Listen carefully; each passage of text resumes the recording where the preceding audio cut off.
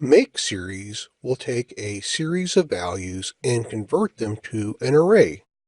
Here I've got a query where I'm getting my performance counters for available megabytes for the last 3 days, and I'm going to say make series, and what I want to do is average the counter value.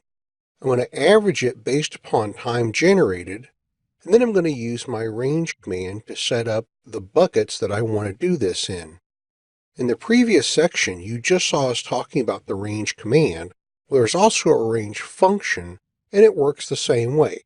I pass in a from, a to, and then for the third parameter, how I want to increment. Here I said by hours. For all of that, what I want to do is further break down my averages and times by computer. In my output, you can see I've got my computer name, then I've got an array with all of my averages. After that, I've got another array with the time generated.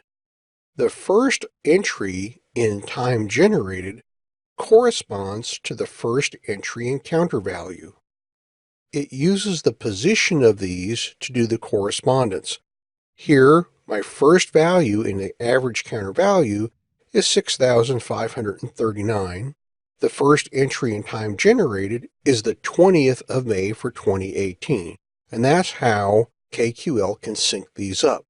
As a matter of fact, we can actually do some nifty things with this if we add on the mvexpand command. What mvexpand will do is take these arrays and convert them back into individual rows. Here you can see I have my instance name, and then it has taken those arrays, broken them down so that I have a value date pair for each row.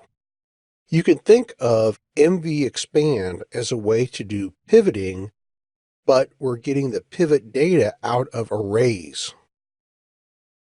We can then use this with the render time chart to actually render this information in a nice, easy to read graph. Down below, we can see our averages, and we scroll this down, you can see the legend, and then here is the time chart itself, time generated UTC.